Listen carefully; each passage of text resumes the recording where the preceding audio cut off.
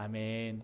오늘 성탄 우리를 대신하여 우리의 자리에 세워지셨다라는 제목으로 함께 말씀 나누도록 하겠습니다.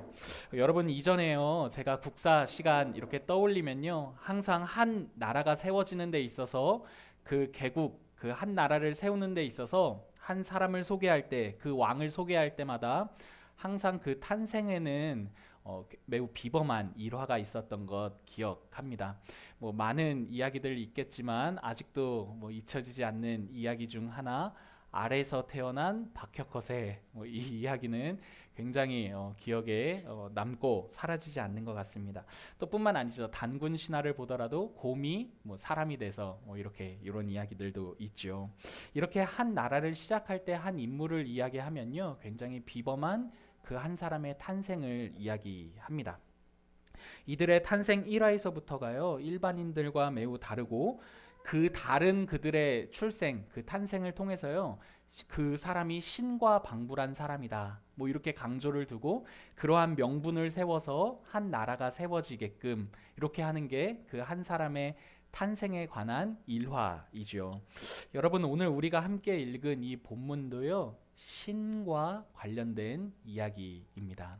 여러분 오늘 눈치채셨는지 모르겠지만 오늘 우리가 읽은 이 본문 속에서 두 명의 신 등장합니다. 먼저 첫 번째 신이 1절에 등장하거든요. 우리 1절 같이 읽어보실까요? 시작. 그때에 가이사 아구스도가 영을 내려 천하로 다 호적하라 하였으니. 여러분 오늘 1절 보시면요 가이사 아구스도 등장합니다. 성경의 번역을 따랐기 때문에 조금 어색할 수 있는 이 이름이요 실은 세계사에서 보면 로마 황제 아우구스투스입니다. 원래 이름은 옥타비누아스인데 이 황제가요 옥타비누아스라는 이 이름을 가진 이 황제가요 내부적으로나 외부적으로나 세운 공이 확연했거든요. 그러니까 그 사람을 추앙하기 위해 로마의 원로들이 붙여준 이름 고귀한 자, 숭고한 자라는 의미를 가진 아우구스투스라는 그 이름이 그 황제의 어떤 이름이 그 호가 이름이 되었습니다. 로마가 세계를 점령하고 자신들의 통치와 다스림이 비로소 세계 가운데 평화를 가져다 준다라고 해서 그 당시에 팍스 로마나 로마의 평화 이런 말이 흥행했었는데요. 그 말이 생긴 때가 바로 요 가이사 아구스도 때라고 합니다. 여러분 숭고한 자요 고귀한 자라는 이 아우구스투스라고 불릴 만한 사람이요 오늘 본문 1절에 등장하는 가이사 아구스도입니다. 여러분 요 사람 그냥 우리가 생각하는 로마 황제 뭔가 힘만 있고 막 그렇게 존경 못 받는 그런 이미지 아니라요 내부적으로나 외부적으로나 인정받은 사람입니다. 그렇기 때문에 아우구스투스라는 이름이 붙었고 실제로 모두가 그 사람을요 숭고한 자, 고귀한 자, 신과 방불한 자로 여겼던 황제 바로 가이사 아구스도입니다. 여러분 이 황제는요 신과 다름없는 존재였습니다. 실제로 여러분 1절 한 번만 더 눈으로 보실래요? 그 황제의 말이요 신과 같은 힘을 가졌다고 암묵적으로 이렇게 기록합니다. 보십시오. 그때 가이사 아구스도가 영을 내려 천하로 다 호적하라 하였으니. 여러분 1절 보십시오. 요 로마 황제가 누구를 그 말이 누구를 상대하는고 하니 천하를 상대합니다. 여러분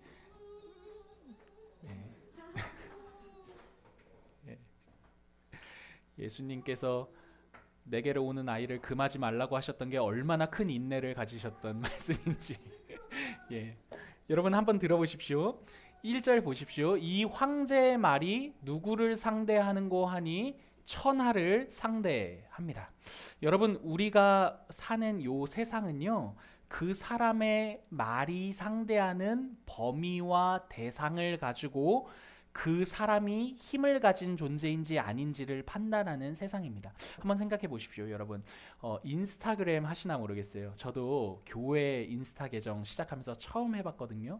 했더니 막 막 많은 사람들이 막 이 친구 맺기를 하더라고요. 제가 친구 맺기라고 했더니 다들 웃던데 이 싸이월드 세대라 막 그 팔로워 신청을 하더라고요. 팔로워 수가 막 늘면 늘수록 그 사람이 인플루언서라고 해서 영향력 있는 사람이다 이렇게 하는 게 인스타의 문화더라고요.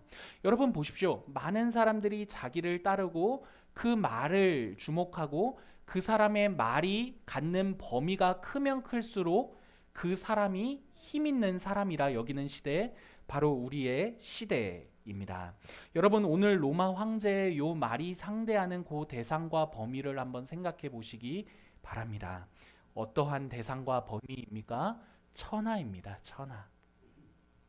그런데 그 천하에게요, 말만 하는 게 아니라 무엇 하는 거 보니 명령을 합니다. 여러분 1절 한 번 더 보십시오. 여러분 1절 요 한 절 가지고 굉장히 울고 먹죠. 여러분 보십시오. 1절 보니까요, 다 호적하라 하였으니. 여러분 황제가 말을 하는데, 천하를 상대로 말을 하는데 호적해 주십시오. 여러분 천하 여러분 호적해 주십시오 이렇게 말하는 것 아니라 그 천하를 상대로 호적하라 이렇게 명령한다는 것 알 수가 있습니다. 그랬더니요, 실제로 이 말을 따라 3절 보니 3절에 모든 사람이 호적을 하러 각각 고향에 돌아갔다라고 말합니다. 사랑하는 성도 여러분, 오늘 우리가 읽은 이 본문의 처음 요 장면은요, 신과 방불한 그 로마 황제 가이사 아구스토가 등장합니다. 그는 주변으로부터 숭고한 사람이라고, 고귀한 사람이라고 인정받은 사람이었고, 세계를 향해서는요 평화를 가져다주는 사람으로 인식되었던 사람입니다. 실제로 그는요 어떠한 면에서 사람이 아니라 신과 방불한 존재였습니다. 그의 말 하나에 천하가 움직였기 때문입니다. 천하를 상대로 말을 하고 명령할 수 있는 사람 누구입니까? 바로 우리가 1절에서 본 로마 황제 가이사 아구스토입니다. 로마 황제의 말을 따라서요, 모든 사람들이 자신의 고향으로 돌아가 호적을 하거든요. 로마 황제가 호적을 명령하는 이유는요, 단 하나입니다. 세금입니다. 세금. 여러분, 그 로마가 자신들이 다스리는 나라에게 호적을 하게 함으로써요, 세금을 더 명확하게 거두려는 이유가 바로 황제가 그 호적을 명하는 이유입니다. 이 로마의 황제의 명령 앞에요, 요셉과 마리아도 예외 없었습니다. 요셉은 자신의 아내 마리아와 함께 베들레헴으로 갔습니다. 여러분 5절도 눈으로 한번 보십시오. 5절 보시면요, 그 요셉과 마리아의 관계를 약혼이라고 말하는데, 여기 우리가 이해하는 약혼은 결혼 전의 상태를 생각하잖아요. 그런데 이 약혼은요, 결혼 전의 상태를 말하는 것 아니라 결혼은 하였으나 처음 밤을 갖지 않은, 부부 관계를 아직 하지 않은 상태를 의미합니다. 우리가 아는 것처럼요, 이미 마리아는 성령을 통해 예수님을 잉태한 상황이었습니다. 요셉과 마리아는 베들레헴에 함께 도착했고, 성경 기자인 누가는요 얼마나 많은 시간이 지났는지 기록하고 있지는 않으나 6절 보시면요, 거기 있을 그때에 해산할 날이 가까이 찼다라고 말하면서요, 예수님의 탄생이 베들레헴에서 있었음을 말해줍니다. 여러분, 요 예수님 탄생하시는 장면 7절 한번 같이 읽어보실까요? 첫 아들을 시작. 첫 아들을 낳아 강보로 싸서 구유에 뉘었으니 이는 여관에 있을 곳이 없음이러라. 여러분, 이 7절은요 아마도 유년 시절에 우리가 성극할 때마다 굉장히 자주 등장한 장면이기 때문에요 매우 익숙한 장면이라 생각됩니다. 베들레헴의 여관들을 막 돌아다니죠, 요셉과 마리아가. 근데 그 여관마다 방이 없다고 해서 끝끝내 마구간에 들어가 예수님을 낳는다는 설정, 우리가 매번 보았던 성극의 장면입니다. 여러분, 하지만 여기서 등장하고 있는 요 여관은요, 우리 문화권에서 생각하는 고로한 여관 아닙니다. 아마도 이를 여관이라고 번역한 데에는요, 이 헬라어 단어가 직역하면 공중 숙소거든요. 그러니까 공중 숙소를 고민하다가 우리나라 이렇게 번역되는 과정에서 아마 여관으로 번역된 것 같습니다. 여러분, 이 여관이라 번역된 이 원래 내용을요, 우리 문화권에서 이해한다면 사랑방으로 이해할 수 있습니다. 당시 이스라엘 문화에서는요, 타지에서 손님이 왔을 때 그 손님을 제대로 대접하지 못하면은 굉장히 명예스럽지 못한 그런 문화였습니다. 그래서 나그네가 왔을 때 우리 집에 유숙해라, 거해라라고 할 때 거할 장소가 있어야 되잖아요. 그러니까 집집마다 있었던 게 사랑방이었습니다. 여러분, 근데 이러한 문화는요, 오늘 우리 문화랑도 좀 비슷한 것 같아요. 물론 오늘날에야 개인주의가 이제 많이 이렇게 개인주의화 되었기 때문에 이러한 문화가 낯설 수는 있지만 옛날에 우리나라도 사랑방이라는 것 존재했던 것 기억하시죠? 실제로 동네마다도요, 옛날에는 이 동네 진짜 한번 민심 야박하네, 이 말에 벌벌 떨었습니다. 그 말 듣고 싶지 않아서 막 밥상도 막 휘어지게 대접하고 손님을, 그죠? 그 후에 야, 이 동네 민심 좋네, 이 한마디가 막 자긍심을 불러 일으키는 게 우리나라 더 이전의 문화였죠.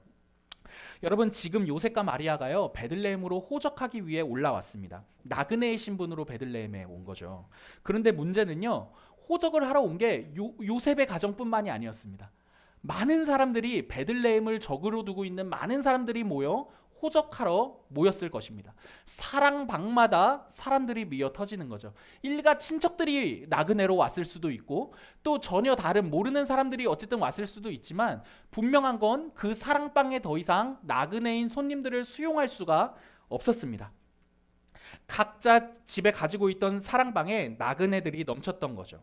때문에 이 7절은요, 우리가 그동안 알고 있던 야박한 여관 주인이 등장하는 이미지도 아니고 더욱이 우리가 생각하는 그런 여관들이 등장하는 장면도 아닙니다.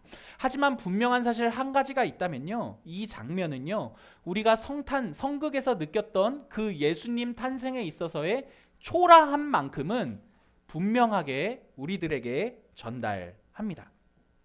그 초라함은요, 6절에 이렇게 등장하거든요. 6절 한번 눈으로 보십시오. 눈으로 6절 보시면요, 예수님이 나셨을 때 그를 무엇으로 쌌다라고 말합니까? 강보로 쌌다라고 말합니다. 여러분, 이 장면 굉장히 독특한 장면입니다. 생각해 보십시오. 누가복음을 기록한 누가가 의사입니다, 여러분. 굉장히 그래서 문체나 이런 것들이 깔끔하다고 말하는데 그 누가가 기록할 때 그냥 필 받아서 기록했겠습니까? 분명히 심사숙고해서 무엇인가를 기록했는데 예수님의 나심에 있어서 그 첫 번째 장면을 뭐라 기록하냐면 강보에 싸서 뉘었다라고 기록합니다. 여러분, 이 장면을요, 누가가 의도해서 기록했다는 걸 생각하면서 묵상하던 중에요, 한 가지 장면이 딱 떠올랐습니다. 한 가지 장면, 어떠한 장면 떠올랐는고 하니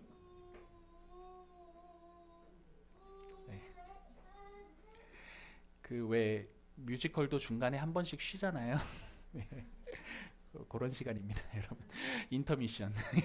여러분, 무슨 말을 했죠, 제가? 여러분, 누가가 분명히 의도를 갖고 기록했을 텐데 이걸 왜 기록했을까 묵상하던 중에 한 장면 떠올랐는데 어떤 장면이 떠올랐냐면 예수님께서는 강보로 자신의 몸을, 얇고 긴 천이거든요, 강보가.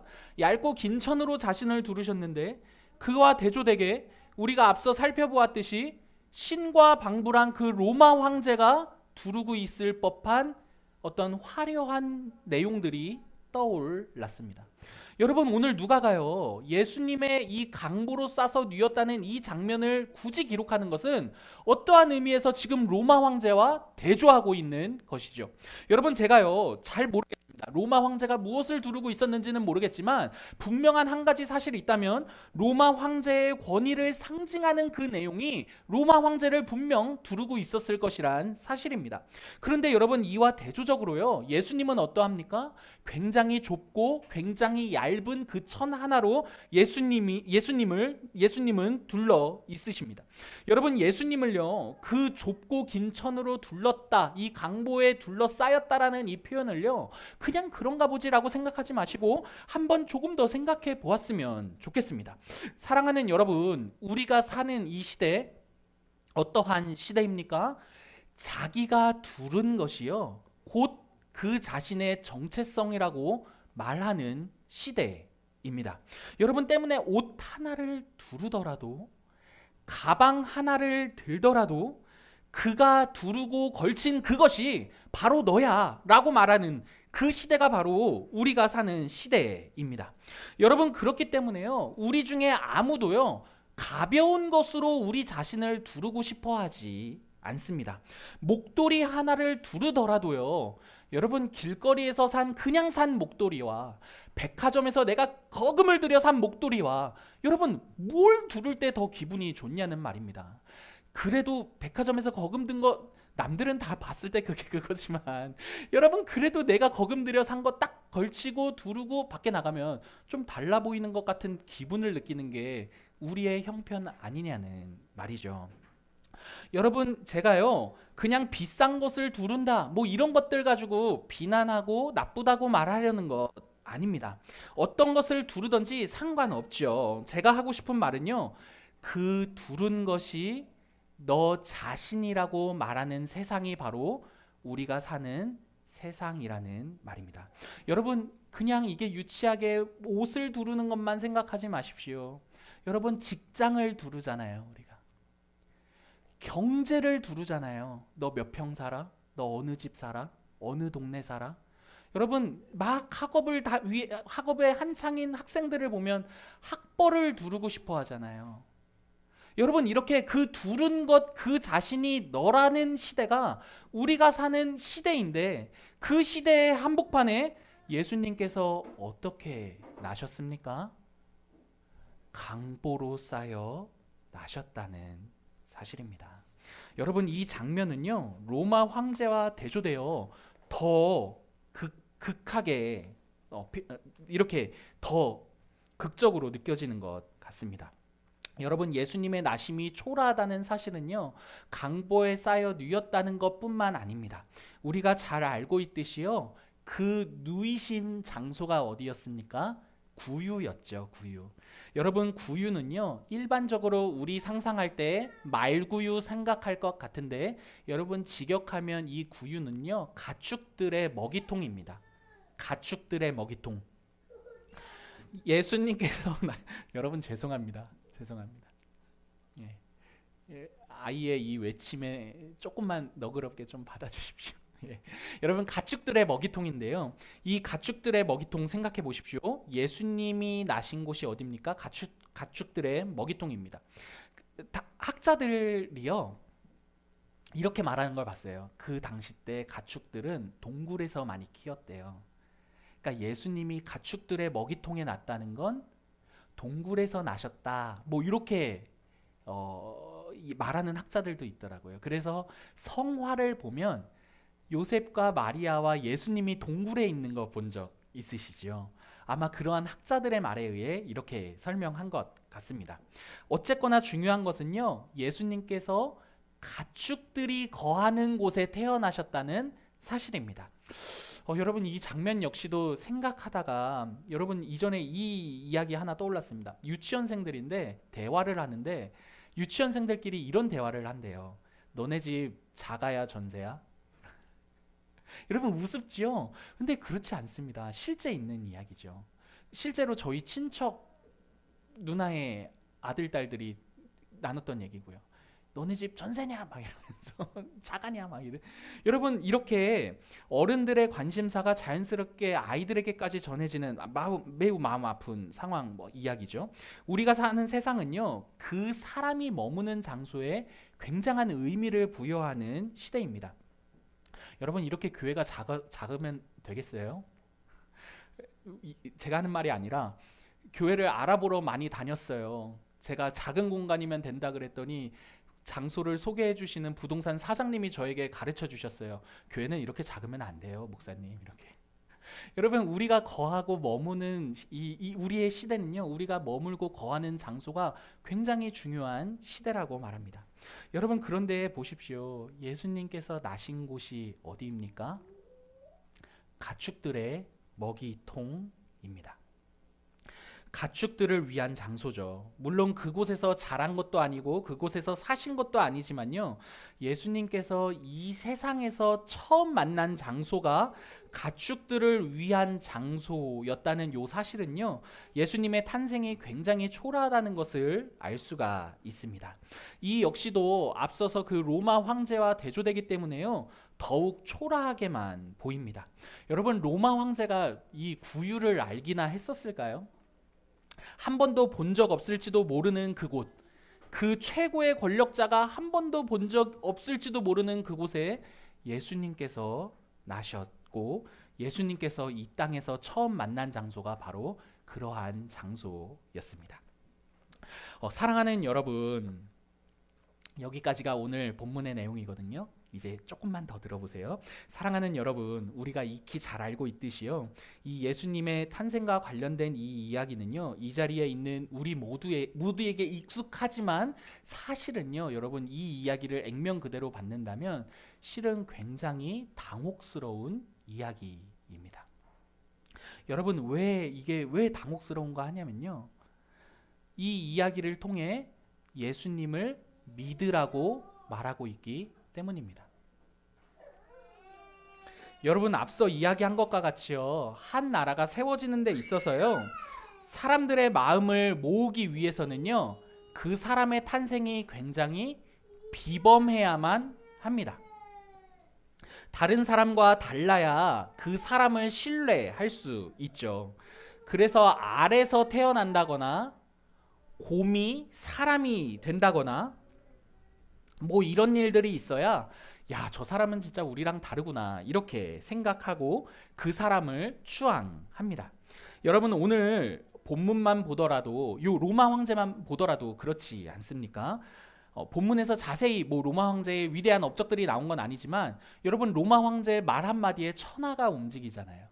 여러분, 요 정도는 돼야 그 사람을 믿을 만한 신뢰한 사람이라고 생각하고 그를 추앙할 수 있는 명분이 생길 것 같습니다. 그런데 여러분, 오늘 예수님의 이 나심의 이 장면 한번 보시기 바랍니다. 얇고 긴 천에 자신의 몸 하나 둘렀습니다. 또 가축들을 위한 그 장소가 예수님이 이 땅에서 만난 첫 번째 장소였습니다. 그런데 그 탄생에 대한 이야기에 대해서요, 이어서 그 탄생을 뭐라고 하냐면 왕이 나셨다고 하고 또 그분을 믿으라고 말합니다. 여러분, 굉장히 당혹스럽죠. 좀 뭔가 아래서라도 태어나시든지, 아니면 좀 로마 황제처럼 힘이라도 뭐가 있든지, 이렇게 명분을, 믿을 수 있는 명분을 주시면서 믿으라고 말해야지, 믿으라고는 전혀 우리보다도 못나게 태어나셔놓고서 믿으라고 말하고 그분을 왕이라고 말하니 어찌 당혹스럽지 않겠냐는 말입니다. 하지만 여러분, 이 이야기를요, 그렇게 끝낼 것이 아니라 이 예수님의 초라한 요 탄생이, 이 당혹스러운 예수님의 이 탄생에 반전이 일어나는 지점 하나가 있는데요, 이 모든 이야기가, 그 예수님의 그 초라한 이야기가 우리를 위한 이야기라면 이 이야기는 전혀 다른 이야기가 됩니다. 여러분, 한번 생각해 보시기 바랍니다. 여러분, 부모님이요, 남으로부터 가장 약해질 수 있는 때가 어느 때입니까?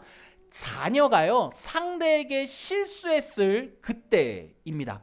자녀가 상대에게 큰 해를 입히면 입혔을수록 그 상대가 퍼붓는 그 모욕으로부터, 그 수치와 그 모욕, 그 상대가 퍼붓는 그 모욕으로부터 꼼짝달싹 못하는 게 바로 부모입니다.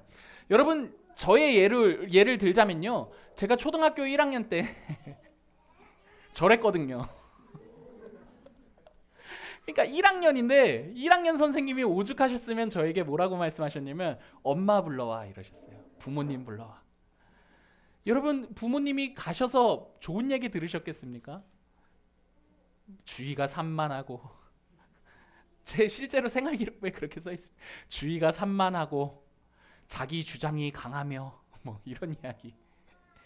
여러분, 부모님이 학교로 불려가셔서요, 제가 잘못한 그 수치를 고스란히 당하면서, 그러면서 그 모욕을 모욕 앞에 꼼짝달싹 못하면서도 그걸 고스란히 감내하는 게 부모의 상황입니다. 꼼짝없이 당하고 오는 거죠. 제가 저지른 잘못이요, 더 크면 클수록 그렇습니다. 실제로 부모님이 잘못한 것도 없고 실제로 부모님이 못난 일을 한 것도 없는데요, 자녀라는 그 자녀의 부모라는 이유 하나만으로 그 자녀의 자리로 끌려 들어가 그 자녀가 져야 할 책임을 고스란히 지는 게 부모라는 말입니다. 여러분, 오늘 예수님의 탄생 역시도요, 마치 이와 같습니다. 예수님이 누구십니까? 하나님이시죠. 성자 하나님이십니다. 그런데 그 모든 것을 다스리시는 그 하나님께서요, 사람이 되어 다스림을 받는 자의 형편 가운데 세워지셨습니다. 로마 황제의 명령에 꼼짝할 수 없었습니다. 사람의 형편으로 찾아 들어오신 것이죠. 어떻게 되셨습니까? 강보에 쌓여 구유에 누이셨습니다. 그렇게 초라하고 못난 자리에 세워지신 거죠. 여러분, 왜 이렇게 초라하고 못난 자리에 세워지셨습니까? 그 백성들의 하나님이라는 이유로 그 못난 자리에 끌려 들어가 그 책임을 지시는 장면이 바로 오늘 예수님의 탄생 이야기라는 말입니다. 마치 부모가 자식이 잘못했을 때 그 자식의 잘못 앞에 끌려 들어가듯이, 그리고 끌려 들어간 그 자리에서 자신의 책임을 지듯이, 그 책임을 질 때 그 모욕과 그 수치와 그 초라함을 그대로 감내하듯이 예수님께서 자신의 자녀가 된 그 인간 사람들의 죄인들의 형편 가운데 끌려 들어가 자신이 고스란히 그 모욕과 수치를 짊어지시는 장면, 바로 예수님의 탄생 이야기라는 말입니다. 여러분, 예수님께서 왜 로마 황제와 그렇게 대조되어 아무런 힘을 갖지 않은 그 연약한 존재, 그 강보에 쌓여 아무것도 자기가 두른 것이 너라고 말하는 이 세상 한복판 가운데 아무것도 자기 자신을 증명할 수 없는 상태로 나셨냐는 말입니다. 왜 그렇습니까? 그분의 나심, 우리를 위한 나심이기 때문입니다. 때문에 누가복음을 기록한 누가는요, 이 본문을 기록함으로써 이렇게 말하는 거죠. 여러분, 왜 굳이 로마 황제와 이렇게 대조시켜 놨겠어요? 이렇게 말하는 겁니다.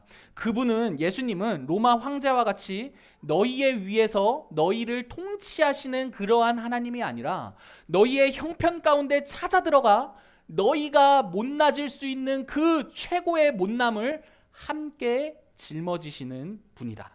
그렇게까지 우리를 위하는 하나님을 본 적 있느냐? 그분이 바로 예수님이시다 라고 말하는 게 오늘 본문의 이야기라는 말입니다. 여러분, 생각해 보시기 바랍니다. 어느 신이고요, 자신의 비범함을 가지고 사람을 설득하려고 합니다. 그렇잖아요. 자신의 능력을 증명함으로써 봐봐, 내가 이 정도 능력이 있어, 나를 믿어야지, 이렇게 말하는 게 이 세상 신들의 일반입니다. 이 세상의 일반이죠. 무엇인가 사람보다는 더 나은 것을 가져야 비로소 신이라고 말합니다. 여러분, 앞에서 우리 아이돌 생각해 보세요. 조금이라도 더 이뻐야죠. 우리랑 비슷하면 아이돌이라는 마음이 들겠어요? 여러분, 죄송합니다. 여러분들이랑은 같아도 되지만 저랑은 같으면 안 되죠. 적어도 아이돌이면. 적어도 나보다는 좀 나아야 신이라고 여기는 게 우리 이 세상의 일반입니다. 아래서는 태어나셨어야죠, 예수님이. 그런데 우리가 믿는 예수님, 우리가 구원의 주로 고백하는 이 예수님은요, 그와는 전혀 다른 탄생을 가지셨죠. 어떠한 탄생입니까? 우리와 같이 못나지셨다고 말합니다. 우리를 대신하여 그 못난 자리에 세워지셨다고 말합니다. 이게 예수님의 탄생의 의미입니다. 여러분, 한 가지만 더 생각하고 마치면 좋겠습니다. 여러분, 예수님의 탄생은요, 힘을 추구하는 이 세상과 역행하는 탄생이었습니다. 예수님께서 망토라도 두르시고 태어남과 동시에 로마 황제를 제압하는 그러한 탄생을 보이셨다면요, 우리의 속이 더 시원하고 세상을 향해서 야 봐라, 봤냐? 이게 예수님이야, 막 이렇게 더 신나게 말할 것 같은데요, 예수님의 탄생은 로마 황제와 비교해 보았을 때 전혀 아무런 힘도 갖지 않은 탄생이었습니다. 여러분, 이 세상은요, 힘을 추구하고 자신이 가진 것들을 가지고 자신이 가진 그 힘으로 사람 위에 군림할 때 대단하다고 말하는 세상입니다. 그 힘을 가지고 상대 위에 서는 것이 일반이죠. 근데 생각해 보십시오, 여러분. 예수님께서 성자 하나님이십니다. 모든 것을 다스리시고 모든 능력과 그 힘을 가지신 그분이 자신의 모든 힘을 가지고 사람과 같이 낮아지는데 그 힘을 사용하셨습니다. 자신의 모든 힘을 가지고 죄인과 하나님이라는 장벽을 허무셨습니다. 여러분, 그러므로 우리 역시도요, 우리가 가진 그 힘을 가지고 나와 너를 가른다면, 여러분, 이것이야말로 그분의 공로 안에 들어가 구원을 입은 그분의 자녀들에게 있어 굉장히 수치스럽고 부끄러운 일이라는 것을 기억해야 할 것입니다. 여러분, 예수님이 모든 것을 가지신 그분이 죄인과 자신의 장벽 허물을 허무셨는데, 여러분, 우리는 우리가 가진 그 힘을 가지고 나와 너를 구분짓는다면, 여러분, 이게 어떻게 가능하겠냐는 말입니다. 여러분, 이 세상, 내가 가진 힘으로 나는 너와 다르다고 구분짓는 세상입니다. 근데 그 예수님께서 자신이 가진 그 힘을 가지고 그 벽과 그 장벽을 허무셨습니다. 그러므로 우리 역시도 우리가 가진 힘이 있다면, 여러분, 나와 너를 가릴 것 아니라 나와 너를 그 그리스도 안에서 더 하나로 인식하는데 힘써야 할 것입니다. 여러분, 말씀을 마치겠습니다. 사랑하는 여러분, 오늘 이 설교의 모든 내용을 종합해서요, 우리 스스로에게 한번 질문해 보았으면 좋겠습니다. 여러분, 모든 것을 가지신 그 하나님께서요, 우리 형편에 우리가 만들어 놓은 그 비참한 결과를 책임지겠다라고 찾아 들어오셨습니다. 우리로 인한 그 수치와 모욕을 우리를 대신하여 당하시겠다고 찾아 들어오셨습니다. 그래서 황제의 옷을 두르지도 않고 황제가 거하는 장소가 아닌 그 강보와 그 구유에 나셨지요. 여러분, 예수님께서 왜 이렇게 되셨습니까? 우리를 대신하여 우리의 자리에 찾아 들어와 스스로 낮아지셨습니다. 여러분, 우리를 위해 낮아지실 수 있는 유일한 분, 예수 그리스도 한 분이시죠. 여러분, 정말 사랑해서 만났습니다. 이 사람 아니면 안 될 것 같아서 만났습니다. 그리고 정말 나보다 더 소중한 존재이구나라는 자녀 낳았습니다.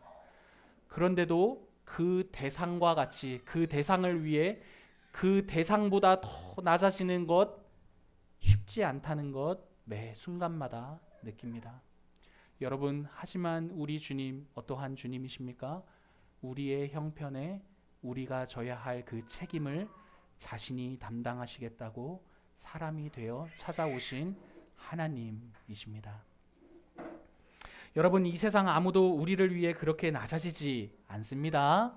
이 세상 그 누구도 우리를 대신하여 우리가 져야 할 그 책임의 자리에 서주지 않습니다. 오직 예수님만이 우리를 대신하여 우리가 서야 할 부끄러움과 수치와 그 모욕스러운 자리에 대신하여 서주십니다. 하여 그분이야말로 우리가 참되게 의지할 수 있는 유일한 분이죠. 사랑하는 여러분, 저는요, 우리 교회 공동체가 그 예수님의 나심, 이 예수님의 요 나심의 요 내용이요, 우리 교회의 유일한 자랑이 되었으면 좋겠습니다. 한 아이가요, 부모에게로부터 사랑을 듬뿍 받았을 때 자신의 정체성을, 자신이 누구인지를 이해하며 건강하게 커가듯이요, 이 하나님께서 우리를 어떻게 사랑하셨는지, 이 예수님의 탄생에 대한 이 이야기를 통해 그 하나님이 우리를 어떻게 사랑하셨는지를 알아 우리 교회가 우리의 정체성을 이렇게 잘 가꾸며 이 믿음의 여정들을 걸어갔으면 좋겠습니다. 여러분, 성탄입니다. 그분의 나심은 우리를 위한 나심이며, 그분의 못남은 우리를 위한 못남이며, 그분의 강보와 구유는 우리를 위한 초라함이십니다. 그분의 탄생이 우리를 위한 것임을 기억하시며 용기 내어 믿음의 여정 걸어가시는 저와 여러분 되기를 간절히 기도합니다.